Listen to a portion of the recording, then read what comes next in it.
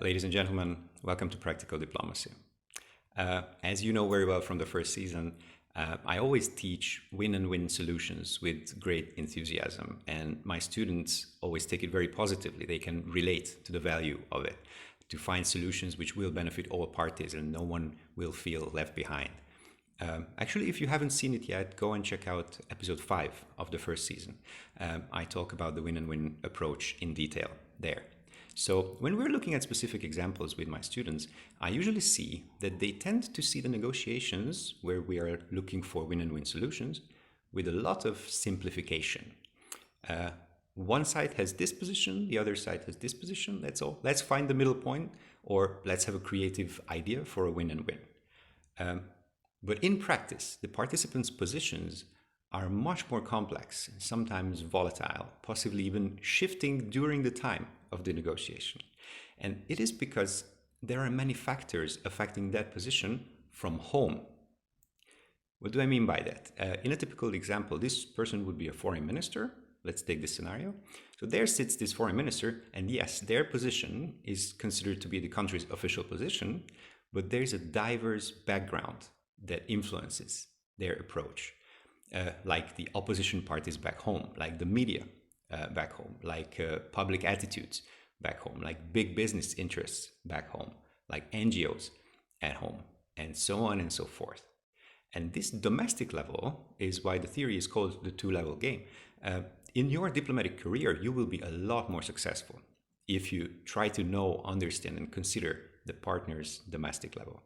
In your preparations, it's worth to not only focus on their official communications, but pay attention to their background and such circumstances that may affect their position. Another interesting thing, partners tend to be quite understanding about the domestic level because they have a domestic level too.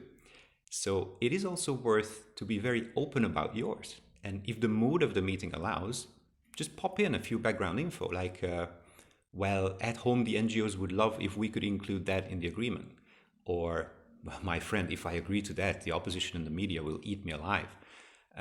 In my experience, partners are quite open for such honest talk because in reality, it invokes human compassion, which has an immediate psychological effect even on the toughest negotiators. And you know what? You can use this approach in real life too. My best example is from the Marrakech market in Morocco. Arriving to the city on the plane, I met a young lady. We chatted about our Morocco plans, and it turned out that we both want to go to the market. So let's go together. We arrived to the market and we start looking around, not moving together, but keeping an eye on each other. So I arrived to this old guy selling these beautiful Moroccan colored lamps that work with candles, and I knew I want to buy one. We start to negotiate and we make progress, but the price is still in the tourist range. I want to go lower, but he sets his limit. You see, if this was a diplomatic negotiation, we could not come to a good solution. And then I look back at this lady checking out some scarves like 15 meters away. And I say to the old man, look, my friend, there's my wife. I already have 2 such lamps at home, and I really want to buy this one. But if she comes here and sees that I'm buying another one, she will kill me. So please, let me at least tell her it was cheap. Take this money, let's shake hands. And he looked at me with the most understanding eyes in the world, shook my hand, took the money, and I was really happy because I knew that I have just utilized diplomatic theory in the solution of an everyday human interaction. I shared with him a domestic level circumstance, and he became more flexible on the level of our negotiation.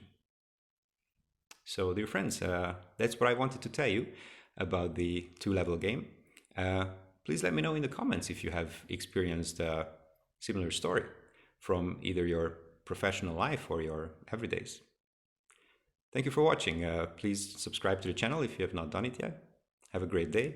Keep promoting peace, and see you in the next episode.